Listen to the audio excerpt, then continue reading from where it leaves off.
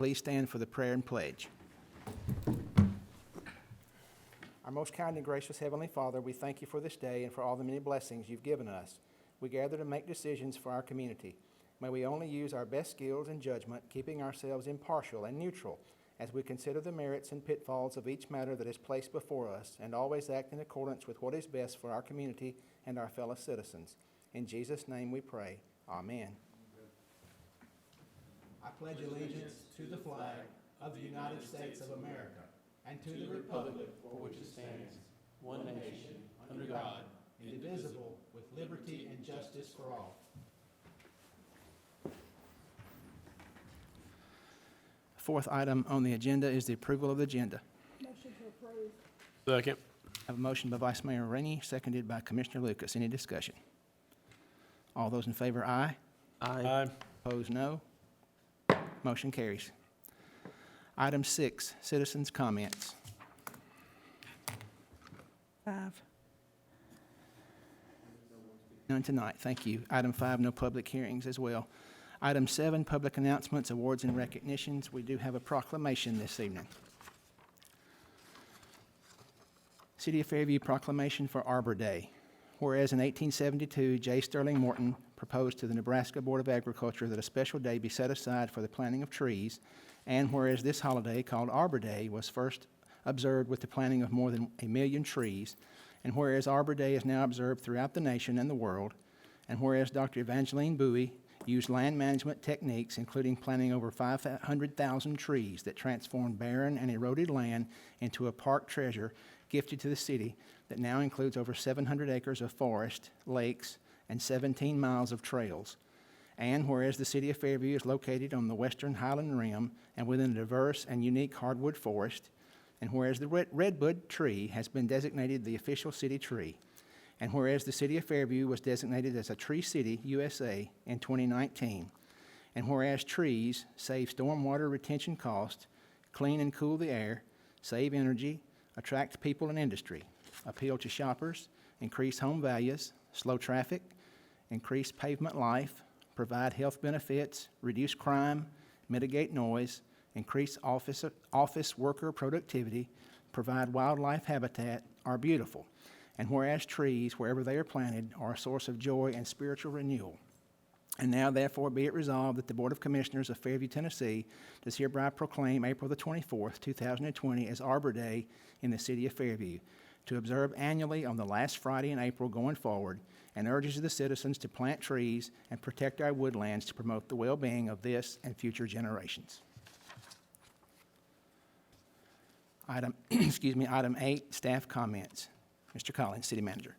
Yes, Mayor, I have just a few things for you tonight. First, not on this list, but I did receive notice, I believe, yesterday that through the state, there's a similar grant that was available, I believe, 2 years ago for the planting of trees and other tree-like plantings. There's a match grant. It's up to $20,000 that we're eligible for. It's a 50-50 match. In other words, if we get $10,000, we must spend $10,000. But I'll get that information out to the board. I think we have a little more time this year than we did at the last issuance of that grant, so we may be a little more successful in actually making an application and moving forward. Well, also, we have postponed our Arbor Day celebration until after the quarantine is over and lifted, so that will be good. Thank you. As soon as I get that information, I'll get that out to you and make sure I think, again, we'll have some time to apply. Just a few items for you tonight to go over. It looks like more than there actually is, but I'll go down the list. As it relates to coronavirus and city operations, we will continue the currently adjusted staffing, scheduling, and work hours through May 1st, 2020. I'm sure all of you are aware that the governor has extended his stay-at-home order through April 30th, but we believe that will be lifted on April 30th. So we'll start our staffing back on Monday, May 4th, given that it's difficult to schedule those things during the week, and there's one day in that week. Then our total staffing, adjusted hours, and everything that we've done will be back up to speed as normal on Monday, May 4th. We'll open the parks on Friday, May 1st, when the stay-at-home order is lifted. The Bowie Park restrooms will be open and the Nature Center will be open on a limited schedule. The restrooms will be open as normal. A decision on Bowie Park summer camps and summer programs will be made no later than May 15, 2020. Once we get into the month and we figure out what the participation is going to look like for the summer camps, we'll make a decision there. Also, as it relates to the park, just a reminder to the community, two reminders. First, when we do reopen the park, we hope that everyone continues to observe the social distancing. Part of the issue that we had when the park was open on the very hectic weekend where we noticed the problems, we had horse riders, bike riders, pedestrians, and there was in some areas of the park and some areas of the trail specifically no way to social distance.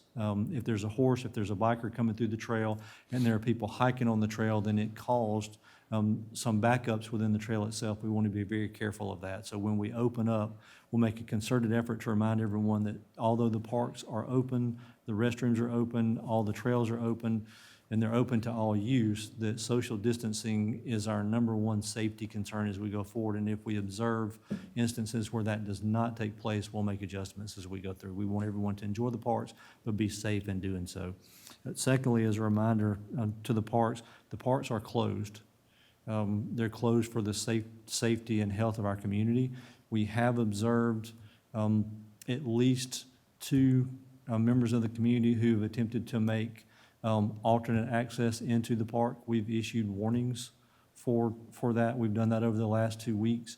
If we encounter individuals in the park after they've been issued a warning, they will be issued a trespass summons. We're taking the safety of the park seriously. We're taking the safety of our citizens seriously. So once we issue a warning and that person leaves, if that person returns and those parks are closed or they've engaged in an activity where the parks are closed, they'll be issued a summons for trespassing. I have to report to court. Our effort to keep the community safe is very sincere, and we want to be accommodating, but only such that everyone remains safe as we can have them remain. The budget for fiscal year 2020 through 2021, obviously that budget, the budget year begins on July 1st. For the fiscal year budget, for the fiscal year 2021 budget is scheduled for first reading on May 7, 2020, at the May 7, 2020 BOC meeting. The second reading is scheduled for the June 4, 2020 BOC meeting. I will schedule individual meetings with the BOC members for the week of April 27th to review their proposed budget. I'll also ask for a work session to begin at 5 p.m. before the May 7 BOC meeting for a full review of the proposed budget. You may recall that the budget year begins July 1. We're required by state code to adopt the budget by June 30. The budget requires 2 readings with a public hearing in between. That's why you have the first reading at one meeting in May, the second reading at the first meeting in June. The second meeting in May will be public hearing. And we don't expect there to be a whole lot of discussion on this, and in the next paragraph, I'll go into why. As I've shared with all of you, we've received some projections from the state regarding the coronavirus impact on local communities. Right now, we receive approximately $660,000 a year in state shared sales tax revenue. The projection right now is that will be decreased by about $70,000 in the coming budget year. We also receive approximately $300,000 in state street aid. The projection right now is that will be reduced by about $50,000. We'll account for that in the budget and make sure that we work within that. We also are working with our health insurance provider. We've been through a review of a couple of plans and options over the last week, actually the last 2 weeks. Right now, it looks like best case, our health insurance costs are going to increase approximately 13% for the budget year, or about $58,000. So if you take just the state shared decrease and the increase in health insurance, that's a negative number to us of an estimated $128,000. So we want to be careful with that. We also don't, as of yet, know what the local sales tax impact is going to be. We're fortunate in that it appears all of the grocery stores and grocery type locations have been exceedingly busy. So if there have been reductions in some businesses throughout the city, it appears that groceries have offset some of that. We will know when we get our March money. As you may recall, our sales tax runs a month behind. We get March sales tax in April, April sales tax in May, May sales tax in June. So we won't really know the true impact until really the May report for our local sales tax. That will kind of tell us where we are. Our concern is if the coronavirus is continued and individuals go from being laid off to being terminated or their job not being there, then this goes from a short-term economic impact to a longer-term economic impact, and we're going to try and prepare for both. Obviously, we hope for the best, but we're going to prepare for the worst. Our operating budget right now is solvent. We have no issues. All of our reserves are still intact. We haven't touched city reserves in 2 years except to put money in those. So as we go forward, we'll consider our operating budget and an amendment to our ordinance, as we discussed, to increase as best we can our reserves, preferably from 10% to 20% over 10 years, 1% a year for 10 years. We do want to be careful with that, and the coronavirus is an example of why you need to be careful with that. That coupled with the 2 storms that have come through in the last month that could have easily been in Fairview, and luckily we're not, really highlight the need to make sure we're strong on those reserves as we go through. As a part of that, in the budget that you get, there will likely not be any employee pay raises included in that budget. The mayor and I sit in on a 10 a.m. a countywide call with all the county mayors, city managers, and city attorneys. The entire county, not just Fairview, but the entire county is concerned about the impact that the coronavirus is going to have on their budgets. So collectively, although you can have the collective discussions, you can't adopt each other's budgets. Collectively, every agency within the county has discussed, if not agreed upon within the group, to hold off on any pay raises for the first 6 months of the fiscal year. With health insurance increasing, with revenues decreasing, everyone's making the decision to be careful with the upcoming budget, justifiably so.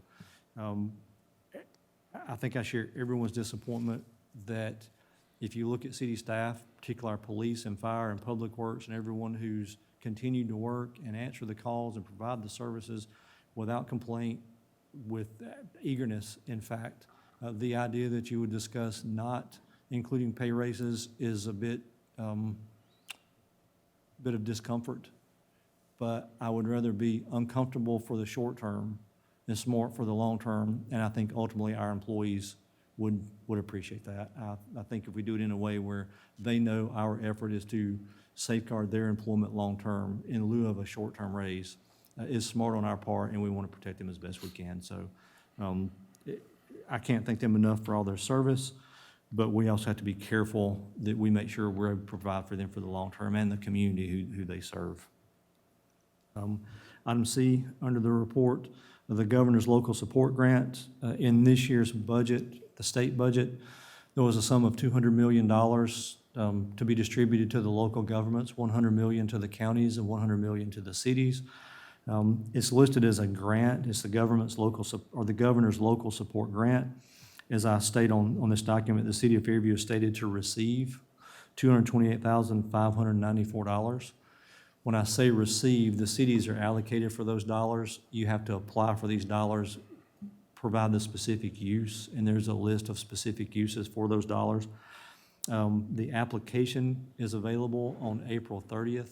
You can submit your applications anytime after that. The dollars become available July 1 of this year and must be expended by June 30 of 2023. With that, we've taken upon ourselves as staff to look at items, and some of this we've discussed, to make sure that we cover our known needs and address every use of that dollar. Right now, we're looking at a service truck for the fire department, patrol car computers, which have not been replaced since we purchased the patrol cars, actually some before. So those patrol car computers now on 6 years' worth of life. City IT upgrades, specifically servers for our 3 main buildings, connectivity. So we'll be able to communicate, have someone work from home, which we can't do now, dial in, communicate between the buildings, and install our purchase order program, which we have not been able to do because we're simply not connected and we don't have any way to connect all of our buildings and thus our software, particularly purchasing software. ADA-friendly front doors on City Hall, those front doors need to be replaced. That's an eligible use under the $228,000 grant. And the remaining dollars that would be used to purchase as many patrol cars or partial patrol cars as we can. If we got to where we had money for 1.5 patrol cars, then we'd come up with the money for the other half, so we could get them outfitted. Luckily, these will be replacement cars. These will not be new. You've all seen the vehicle list. Some of our patrol cars that were purchased in 2014 are approaching 100,000 miles. I think a couple have actually exceeded it by now. We're not adding to the fleet by purchasing patrol cars. We're simply replacing fleet that's exhausted its useful life. But patrol cars are pretty hard use and a pretty hard life, and some of them just to the point where they just must be replaced. And again, as I stated, the funds must be expended by June 30, 2023. My guess is they'll be expended by June 30, 2021, if not sooner. Item D, election-related items. As you're aware of, we have a municipal election this year for all 4 BOC seats. At the June 7 BOC meeting, I'll give a full overview of the election process for the 2020 municipal election, including the seating structure of the election, the term lengths and the staggered term, the term lengths of the staggered terms, and the voting process. This is going to be a bit complicated, as all of you are aware. We have 2 elections in one. The way the seats have come about and the way the staggered terms will come about. We'll give a full explanation of that so everyone understands what the meaning of that is and how the election will work. We will also announce the dates for the 2020 Commissioner Camp. You may recall that we did a Commissioner Camp in 2020. We had 3 seats up. Obviously, this year we have 4 seats up. The goal right now is to do 5 90-minute Commissioner Camp sessions, similar to the Commissioner Camp sessions that we did in 2016. We will move those up a little this year. In 2016, I started August 1st, so I wasn't able to do this and get ahead of the 2016 election. We'll get ahead of this a little bit and make sure that the Commissioner Camp is complete no later than the end of qualifying for the commission seats, so we're able to present as much information as we can, so anyone considering that would have an opportunity to consider it with full knowledge of how the process will work.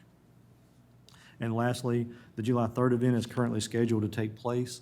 No decisions made on canceling that. Now, obviously, there are a lot of moving parts with that. You're going to put about 6,000 people on the lawn of City Hall. Social distancing becomes a question.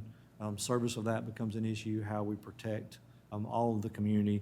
If we decide to cancel that, or if it's decided for us through other mandates above the city's control, then we'll respond in kind to those and make sure that we keep the community safe first, have an event second.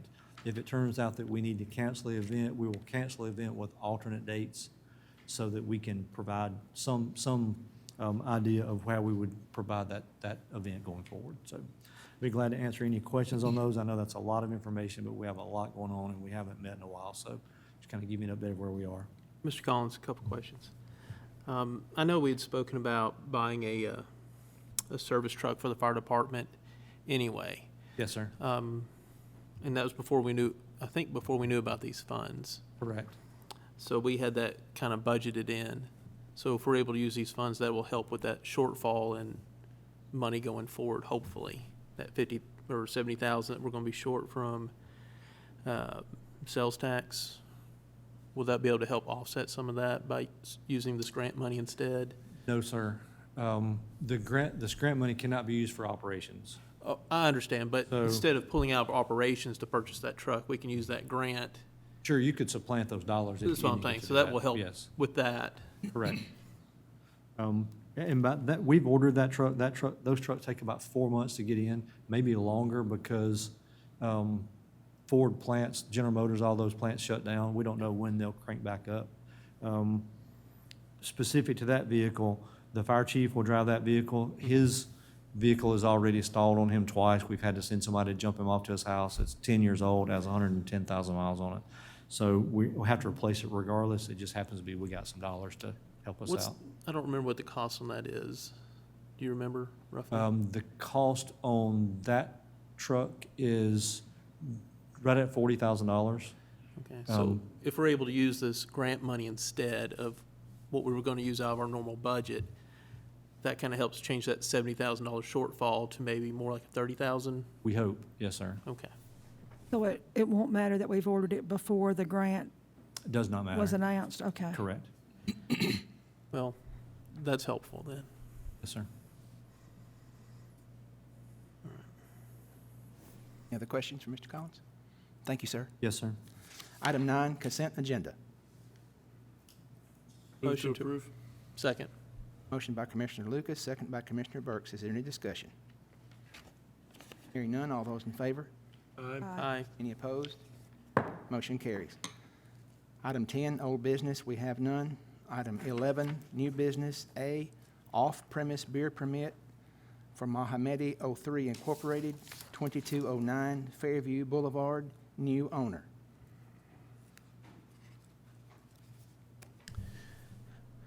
Move to approve. Second. Have a motion by Commissioner Lucas, seconded by Commissioner Burks. Is there any discussion? Hearing none, roll call vote. Mr. Collins? Commissioner Lucas, Aye. Commissioner Burks, Aye. Vice Mayor Rainey, Aye. Mayor Blade. Aye. Motion passes. Motion passes. Item B, ordinance 2020-04, municipal code amendment for requirements for the elected court clerk. Motion to approve. Second. Have a motion by Commissioner Burke, seconded by Vice Mayor Rainey. Is there any discussion? Hearing none, roll call vote. Mr. Collins? Commissioner Burks, Aye. Vice Mayor Rainey, Aye. Commissioner Lucas, Aye. Mayor Blade. Aye. Motion passes. Item C, ordinance 2020-05, municipal code amendment for municipal court judge qualifications. Motion to approve. Second. Motion by Commissioner Burke, seconded by Vice Mayor Rainey. Is there any discussion? Hearing none, roll call vote. Mr. Collins? Commissioner Burks, Aye. Vice Mayor Rainey, Aye. Commissioner Lucas, Aye. Mayor Blade. Aye. Motion passes. Item D, ordinance 2020-06, municipal code amendment to reorder code sections related to municipal court judge compensation. Motion to approve. Second.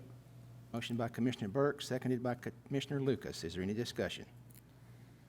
Hearing none, roll call vote. Mr. Collins? Commissioner Burks, Aye. Commissioner Lucas, Aye. Vice Mayor Rainey, Aye. Mayor Blade. Aye. Motion passes.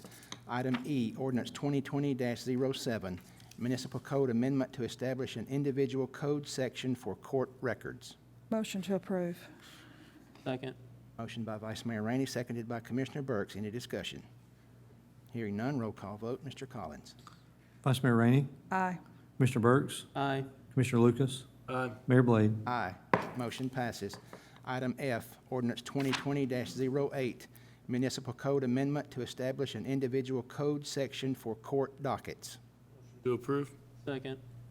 Have a motion by Commissioner Lucas, seconded by Commissioner Burks. Is there any discussion? Hearing none, roll call vote. Mr. Collins? Commissioner Lucas, Aye. Commissioner Burks, Aye. Vice Mayor Rainey, Aye. Mayor Blade. Aye. Motion passes. Item G, ordinance 2020-09, municipal code amendment to revise the municipal code prohibition of wearing masks. Mayor, if we could open this matter up for discussion. We may, sir. Mr. Mayor, I've reviewed this ordinance and I spoke to the city attorney about it. I think the whole ordinance is just silly, that we would prohibit someone from wearing a mask. If they wear a mask in the commission of a crime, then they should be charged with the crime. If someone robs a bank wearing a mask, I'm more concerned about the robbing of the bank so much as the mask. Yes, sir. It's masks, it's hoods, it's, if you want to run, it's cold, you have a hoodie on, you should be able to wear it. Shouldn't be a question. I would ask to amend this to just repeal the ordinance completely. I think it's just kind of silly to have. Is that a motion, Commissioner Burks? I'd make a motion to amend to repeal the ordinance. Second. A motion to repeal the ordinance by Commissioner Burks, seconded by Vice Mayor Rainey. I believe that to be in proper form. Is there any discussion?